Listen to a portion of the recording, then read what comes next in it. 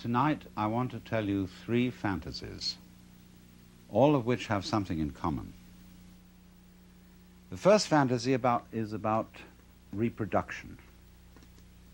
We use the word reproduction in two principal ways. When we talk about the biological reproduction of the species, and when we talk about making a good reproduction of something in terms of a painting, a photograph, or a recording, or a videotape. And what is all this about reproduction in that direction? Hundreds of years ago, kings of Europe who wanted to form feudal alliances by marrying the princesses of far-off states would have painters send portraits of the lady in question to see if His Majesty approved of her before he got her. And there's a famous story in which Henry VIII of England was badly cheated in this respect by a too flattering portrait of Anne of Cleves. And therefore there grew up a kind of morale among artists in the European tradition to make faithful reproductions of people. And they perfected their technique, beginning with the marvelous work of the Renaissance painters and the Flemish painters, and going on finally to what was called art officielle in the 19th century. We got what we now call photographic realism. But then they said, isn't there some more scientific way of doing this? And so they discovered the camera. And first of all, there were, remember those brownish daguerreotypes? And people said, well, that is pretty. It really looks like Grandpa, doesn't it? And then they said, but there are several things missing. It isn't colored. So first of all, they tinted them. And then they said, well, it's real lifelike. But then they went on to say, but there are some people whose whole style of life, whose personality is in the way they move. And if you just take a static shot like that, the personality isn't there. It's the way they go. So they said, we've got to have some way of making people move. So they invented the movies. And I remember when the first movies came out, they were all going everybody was going, in a jerky way. Then they smoothed it out and they said, oh, that's real lifelike. But they said then, but there's another thing about reproducing people, which is that they talk, and a whole lot of their personality is in the voice. So can't we have them talking at the same time that they move? So they invented the talkies. And then to get it more lifelike still, they colored them. They said, wow, now we're really getting somewhere. Then, to make it even more real, they put it in 3D. And you had to wear sort of spectacles over your face to see it that way. But then they went on to say, why is it that every time we want to see one of these things, we have to go down to the center of town? Can't we have it all at home? And so television came on. And in television, they first of all started out with black and white, and it was kind of like Robert Benchley once described the cuts in French newspapers as all looking as if they had been made on bread. Well, that was television at a certain period. And then they improved it, and then they colored it, and that's where we are now. Not quite. Because somebody has come out with the thing that we shall all be seeing soon, which is the hologram. A television image produced by laser beams where you see a three-dimensional figure out in the air in front of you. I say, isn't that marvelous? Whew. And then, but of course, when you go up to it and you put your hand on it, your hand goes right through it. You can't touch it. And you see, that was always the trouble with television. Because you look at whatever you're seeing behind a screen. It's intangible, it doesn't smell, and it won't relate to you.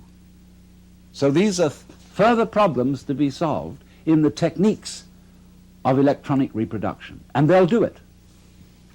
They'll first of all manage a way in which the electronic emission sources can solidify and make the air vibrate so that you go up and you touch the figure and you won't be able to push your hand through it because the air will be going faster than your hand. Imagine that. You can actually, if there's a beautiful dancer on the television, you'll be able to go up and embrace her. But she won't know you're there. And she won't respond to you. And you'll say, well, that's not very lifelike. Just as they once said, if the photograph doesn't move, it's not very lifelike. If it doesn't talk, it's not very lifelike. They'll next say, if the reproduction in 3 dimensions solid doesn't respond, it's not very lifelike. So they'll have to figure out a technique for doing that. What will they do? Well, I tell you. Sitting in your home, where you're watching the scene on a kind of stage now, not on a screen, there'll be a TV camera observing you. And that TV camera will report back everything you do into a computer.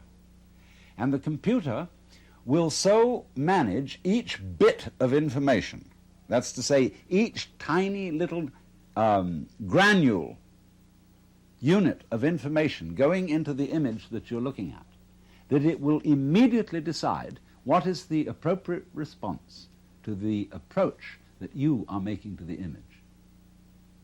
Won't that be crazy?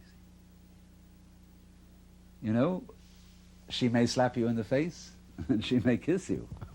You never know. But then they say, no, this is still not really the kind of reproduction we wanted.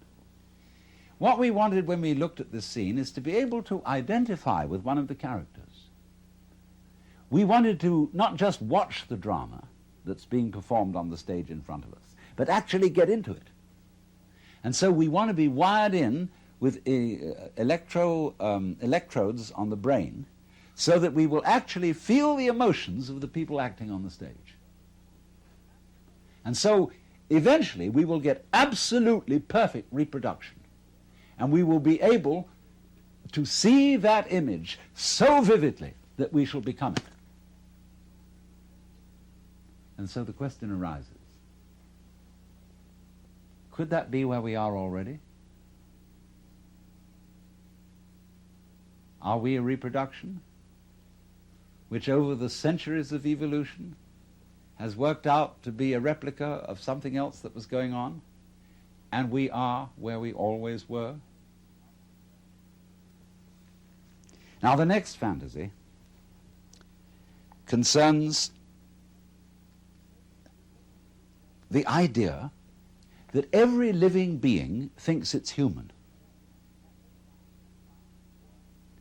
And that means a plant, a worm, a virus, a bacterium, a fruit fly, a hippopotamus, a giraffe, a rabbit. That all these beings, wherever they feel out from, as we feel out from our bodies, feel that they're in the middle. That is to say, wherever you look, you turn your head around, and you feel you're in the middle of the world. You feel you're the center. And a rabbit or a fruit fly feels that it is a center. And it has around it a company of associates who look like it. And therefore, this creature knows that these are the right people, just as we know when we look at human beings. They're the right people. They are one of us. Only, of course, we have to make distinctions because you never really know that you are you and yet you are really in the right place unless you can contrast yourself with some other people who are, after all, not quite in the right place and some other people who are very much in the wrong place. And then, through having this succession of comparisons, you know that you're okay. Well, the insect has exactly the same arrangement. Well, you say, well, insects and things like fishes, they don't have any culture? What do you mean, fishes being civilized and being entitled to consider themselves as humans? Well, let me put the argument from the fish's point of view. Fishes say, human beings are a mess. Look what they do. They can't exist without cluttering themselves and carrying around all kinds of things outside their bodies. They have to have houses and automobiles and books and records and television and hi-fi equipment and stuff, endless stuff, and they litter the earth with rubbish. So think of a dolphin. He isn't really a fish because a dolphin's a mammal, but a dolphin's point of view towards the human race. Dolphins spend most of their time playing. They don't work because the grocery is right there in the ocean, whatever they need. And so a dolphin will catch up with a seagoing liner, and it'll get on the wake of the liner and put its tail at an exact angle of 26 degrees. And in so doing, the liner will carry the dolphin along. The dolphin will make circles around the liner just for fun, playing all its life in the water. And we know that a dolphin's brain is as big, if not bigger than ours, that it's incredibly intelligent, that it has a language which we can't decipher. And the person who knows most about dolphins in the United States, Dr. John Lilly, is a friend of mine, and he said he came to the conclusion that dolphins were too smart to tell us their language. So he abandoned this project. He said he would no longer keep such a highly civilized being in the concentration camp of a zoo, and that it should go back to the ocean. So the point is, though, that not only dolphins, but every organism that has any sensitivity in it whatsoever considers itself to be the center of the universe. Now, it has its problems. There's a Zen poem which says, "The morning glory which blooms for an hour differs not at heart from a giant pine that lives for 1,000 years." In other words, an hour is a long life to a morning glory. 1,000 years is a long life to a pine.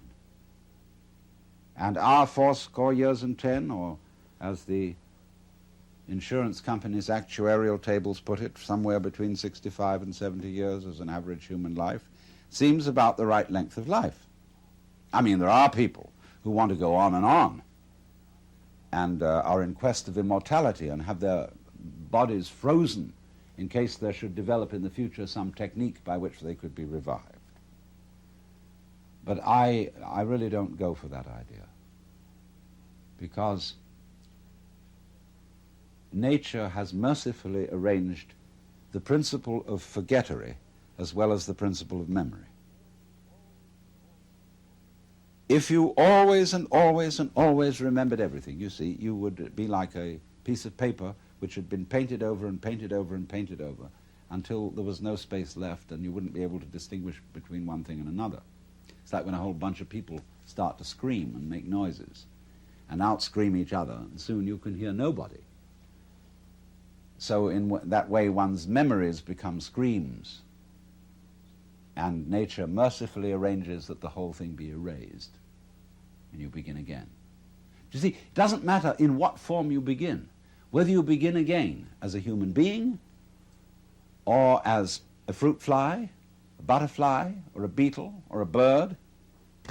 It feels the same way that you feel now.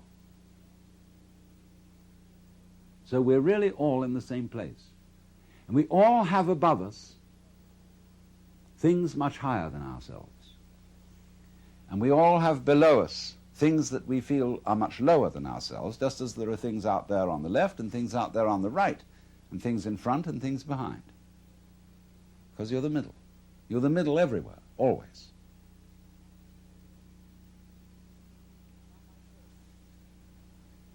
Now my third fantasy. Nobody has, it seems to me, really seriously asked the question, how do stars begin? Why? How out of space do these enormous radioactive centers arise? Well, I'm going to solve this problem on the principle of the egg and the hen, because it is said a chicken is one egg's way of becoming other eggs. And if you've understood my second fantasy, you will see how that could be true.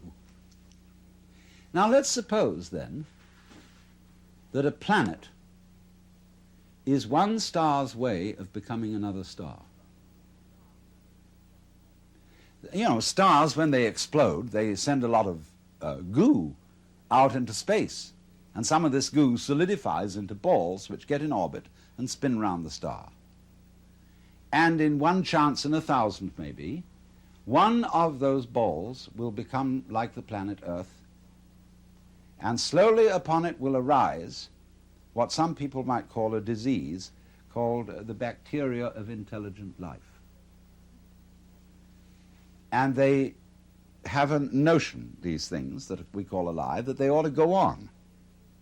And, you know, they have a fixed idea in their heads that they should keep on doing whatever it is they're doing, and they should always be doing it better. So they divide themselves into different species, and these species compete with each other in order to, as it were, flex their muscles and get better and better at whatever it is they are. And they go on doing this until one species really establishes itself as top species in the particular area on the particular planet, as we human beings, Homo sapiens, have established ourselves as top species on Earth, whatever top means. Well then, when we have a little leisure and don't have to spend all our time finding food to put into our mouths, we start asking questions. And we look around at each other and everything and say, what is this? I mean, what's going on here? Well, some people say, that's a stupid question to ask. Why don't you just go on doing your work? Go hunting, go farming, go doing your business. They say, no, there are higher things. And so they create a special class of people who are in India called Brahmins, among us, philosophers, scientists, theologians, thinkers. And they go into this question, and they're allowed to stop farming, to stop hunting, to stop mining, to stop scrubbing floors, and to go to very special places called universities, where they can sit around and think about what is going on. Well, they think about this. First of all, they do what they call philosophy, which is they try to say what it means, what does the word be? What does the word exist mean? What do we mean when we say we're here? Well, they find they can't discuss that very far, because the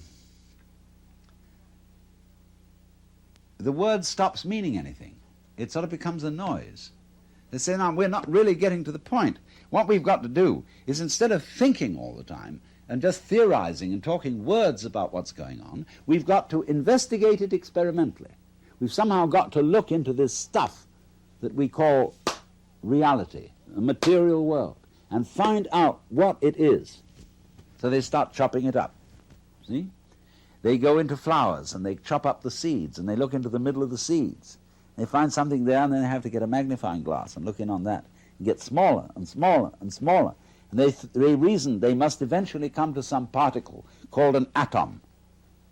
In Greek, atom means atomos, non-cuttable, what you can't split any further. So they come down to the atomos, that than which there is no whicher, they thought. But then they found they could split that atom. They could find the electron, the positron, the meson, etc., etc., etc., forever.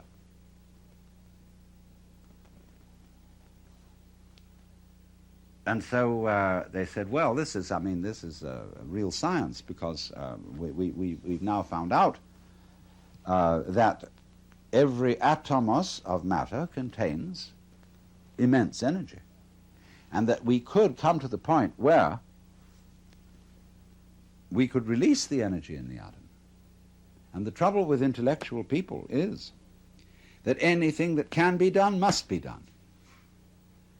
And so eventually, in the necessary course of the development of nature, they found out how to blow the earth to pieces and turn it into a star.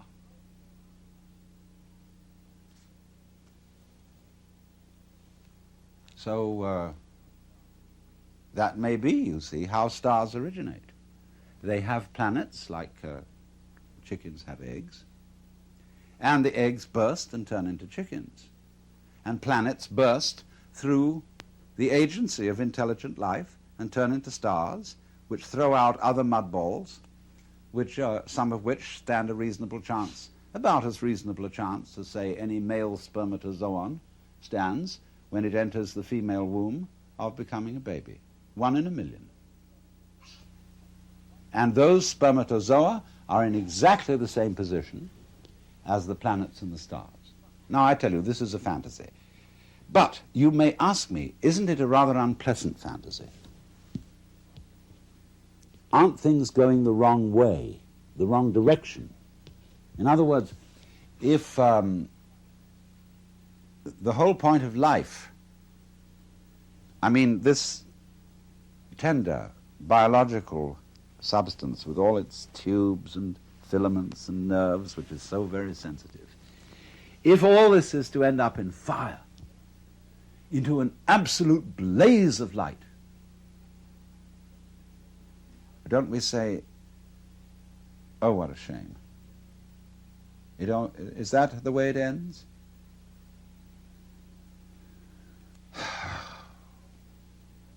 But so many people say that they want to see the light.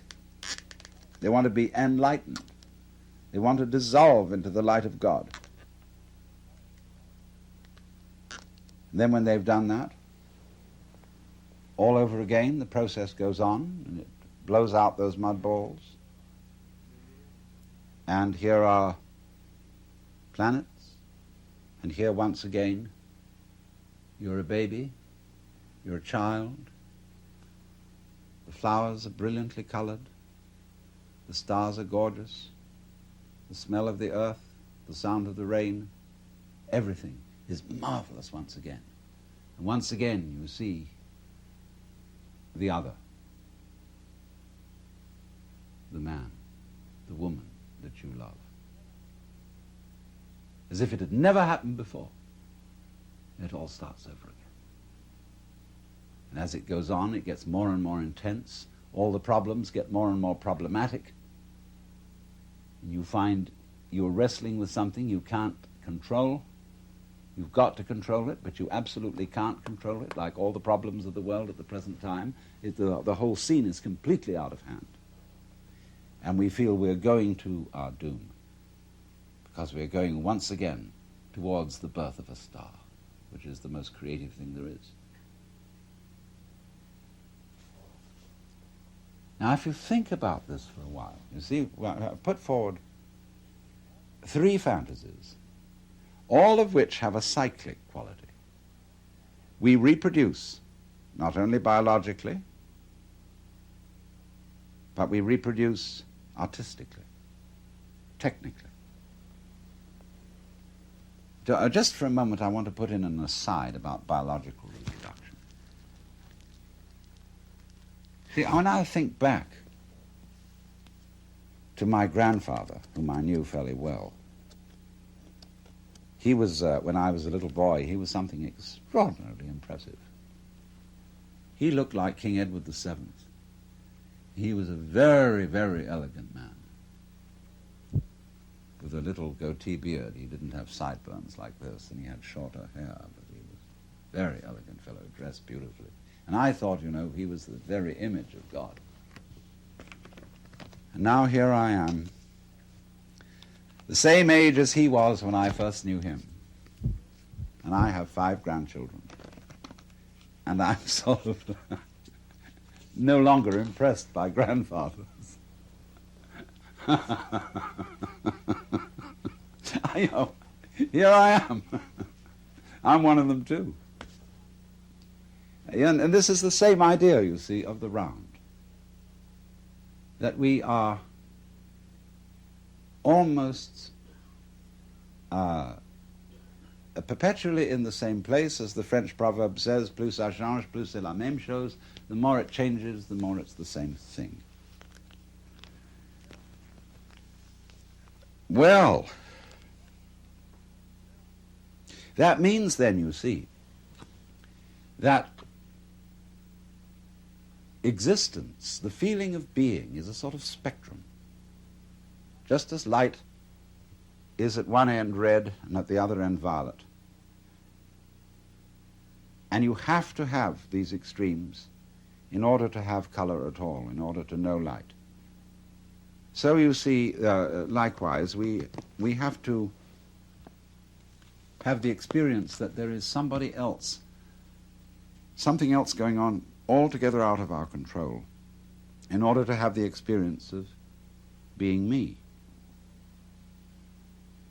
And so in order to feel good, to feel that life is worthwhile, that existence is worth going on with, in order to bring out that feeling, just as the red brings out the violet, there has to be in the back of our minds, maybe very far away, the comprehension that there is something that could happen that absolutely mustn't happen, that is the horrors, that is the screaming mimes at the end of the line.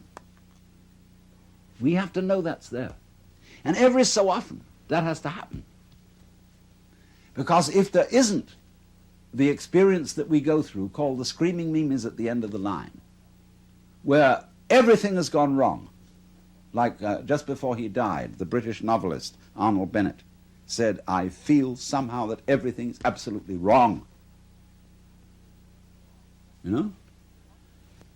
So the possibility, even the imagination that there could be such an experience in the back of our heads, is the background which gives intensity to the sense that we call feeling good, feeling that it's all right.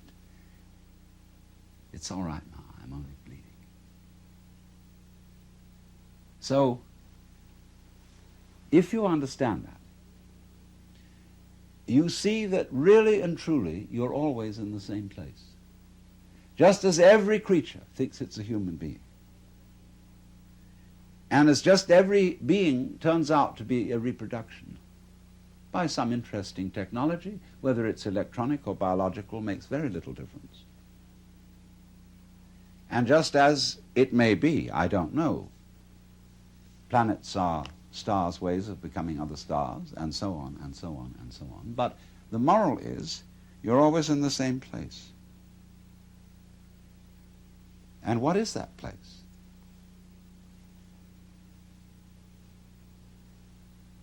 You can ask yourself very, very, I won't say seriously, because this isn't really serious, it's sincere. Ask yourself very sincerely, if that is so, if, in other words, the place in which you are now is the place where everything and everybody else really is, only there's an arrangement to pretend that you ought to be somewhere else. So the place where you are is the place where you're always pretending you ought to be somewhere else. And this is the nature of life. This is the pulse. I ought to be somewhere else. So it's a kind of a gazing like that, see? When if you discover that that's the trick that you're playing on yourself, you become serene. And you don't entirely give up the game because you've seen through it. But you say, it really might be fun to go on playing.